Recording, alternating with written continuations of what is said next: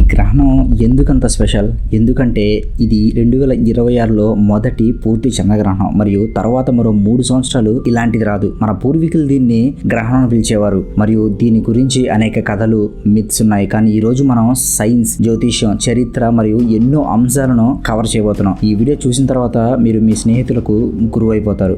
ఊహించుకోండి, ఆకాశంలో పూర్ణచంద్రుడు అకస్మాత్తుగా ఎర్రగా మారిపోతాడు. అది బ్లడ్ మూన్ అంటారు. ఇది మాయాజాలం కాదు, సైన్స్. 2026 మార్చి 3వ తేదీన మంగళవారం మనం ఇలాంటి ఒక అద్భుత దృశ్యాన్ని చూడబోతున్నాం. ఇది పూర్తి చంద్రగ్రహణం మరియు మన భారతదేశంలో ముఖ్యంగా తెలంగాణ, ఆంధ్రప్రదేశ్లో స్పష్టంగా కనిపిస్తుంది. ఈ రోజు మనం మాట్లాడబోయేది ఒక అద్భుతమైన సెలెస్టియల్ ఈవెంట్ గురించి. ప్రత్యేకంగా 2026 మార్చి 3వ తేదీన జరగబోయే పూర్తి చంద్రగ్రహణం గురించి ఇప్పుడు తెలుసుకుందాం.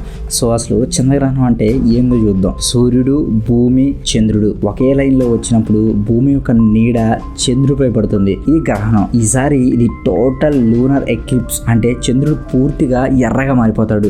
ఎందుకు చంద్రుడు ఎర్రగానే మారతాడు, ఎల్లో కలర్ లోను, గ్రీన్ కలర్ లోను మారచ్చు అంటే దీనికి సైంటిఫిక్ రీజన్ ఉంది. ఎందుకంటే భూమి యొక్క వాతావరణం సూర్యకాంతిని ఫిల్టర్ చేసి ఎర్ర రంగును మాత్రమే చంద్రుడికి పంపిస్తుంది. ఇది బ్లడ్ మూన్, అందుకే చంద్రుడు ఎర్రగా మారతాడు. దీన్ని రేలీ స్కాటరింగ్ అని కూడా పిలుస్తారు. ఇదే సూర్యాస్తమయం ఎర్రగా కనిపించడానికి కారణం. మన హైదరాబాద్ ఈ గ్రహణం సాయంత్రం సుమారుగా 3:30 లేదంటే 4:30 నుంచి మొదలైద్ది. అయితే దీని టోటల్ ఫేస్ దాదాపు 5 వరకు ఉండొచ్చు. ఇది నాసా సోర్సెస్ ప్రకారం. మీరు టెలిస్కోప్ లేదా బైనోక్యులర్స్ పెట్టుకొని చూడొచ్చు.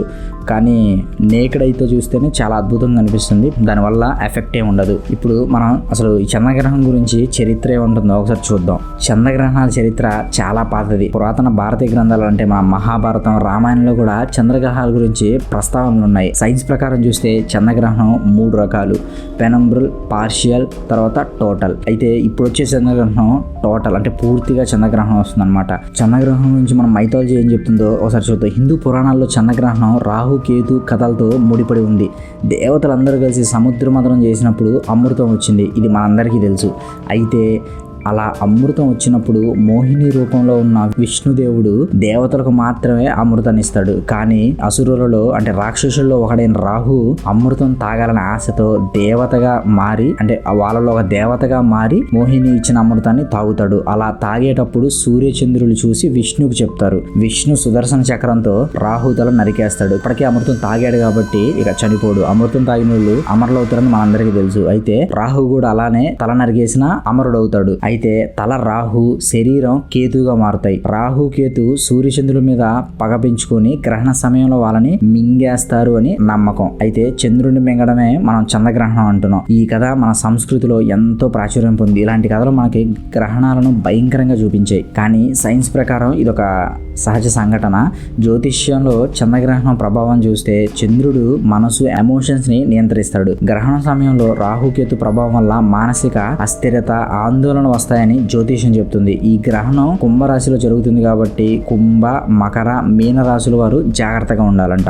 అయితే శాస్త్రం ప్రకారం ఏ రాశుల వారికి ఏ మార్పులు వస్తాయో చూస్తే మేషరాశి వారికి కెరీర్ లో మార్పులు వస్తాయంట. వృషభం రాశి వారు ఫ్యామిలీ ఇష్యూస్ వస్తాయి. మిథున రాశి వారికి కమ్యూనికేషన్ లో ప్రాబ్లమ్స్ వస్తాయి. అలాగే కర్కటం రాశి వాళ్ళకి ఫైనాన్స్ లాస్ రావచ్చు. సింహరాశి వారికి హెల్త్ ఇష్యూస్ రావచ్చు. కన్య రాశి వాళ్ళకి రిలేషన్షిప్ లో చిన్న ప్రాబ్లమ్స్ రావచ్చు. తులారాశి వాళ్ళకి వర్క్ స్ట్రెస్. అలాగే వృశ్చిక రాశి వారికి ఇన్వెస్ట్మెంట్స్ లో జాగ్రత్తగా ఉండాలి. ధనుసు రాశి వాళ్ళు ట్రావెల్ ప్రాబ్లమ్స్, వాళ్ళు ట్రావెల్ చేయకపోవడం మంచిది అనమాట. మకర రాశి వాళ్ళు ఎమోషనల్ అప్సెట్ అయ్యే ఛాన్సెస్ ఉన్నాయి. ఇక కుంభరాశి వాళ్ళకి పర్సనల్ గ్రోత్ లో ఒడిదుడుకులు రావచ్చు. మీన రాశి వారికి స్పిరిచువల్ బెనిఫిట్స్ ఉంటాయి. ఇది జనరల్ గా హోరోస్కోప్ అనమాట. ఇక చంద్రగ్రహణం రోజు ఏం చేయాలి, ఏం చేయకూడదని చాలా మందికి చాలా డౌట్స్ ఉంటాయి. జాగ్రత్తలు తీసుకోవాలనుకుంటారు కానీ అందరికీ అన్ని పూర్తిగా తెలియదు అనమాట. అయితే చంద్రగ్రహణం సమయంలో ఆహారం తీసుకోకూడదు. సూతకాలం అంటారు.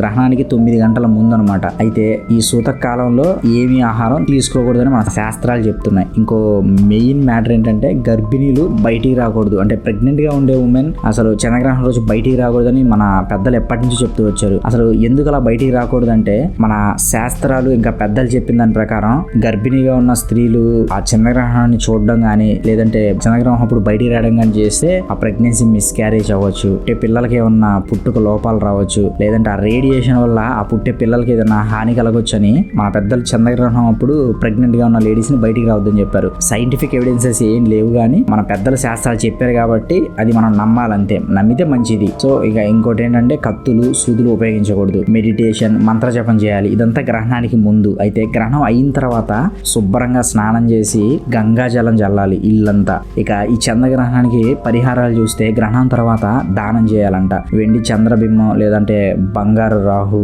నెయ్యి గిన్నె, పాలు, తెల్ల వస్త్రం, మినుములు, బియ్యం ఇలా అన్నమాట. ఇక మంత్రజపం చూస్తే యజమానిస్య జన్మ రాశి జన్మ నక్షత్ర స్థిత చంద్రగ్రహణ సూచిత సర్వరిష్ట శాంతిపూర్వక చంద్రమంత్రం ఓం సోమాయ నమః మృత్యుంజయ మంత్రం జపం చేయాలి, శివుడిని పూజించాలి. అయితే ఈ చంద్రగ్రహణాన్ని ఎలా చూడాలని చాలామందికి డౌట్ ఉంటుంది. ఏం కాదు, దీన్ని డైరెక్ట్గా మనం కళ్ళతో చూడవచ్చు. అంటే సూర్యగ్రహణం లాగా ఇది డేంజర్ కాదు. బైనాక్యులర్స్ లేదా టెలిస్కోప్ను కూడా ఉపయోగించుకోవచ్చు. లైవ్లో మనం దీన్ని నార్మల్గానే చూడొచ్చు.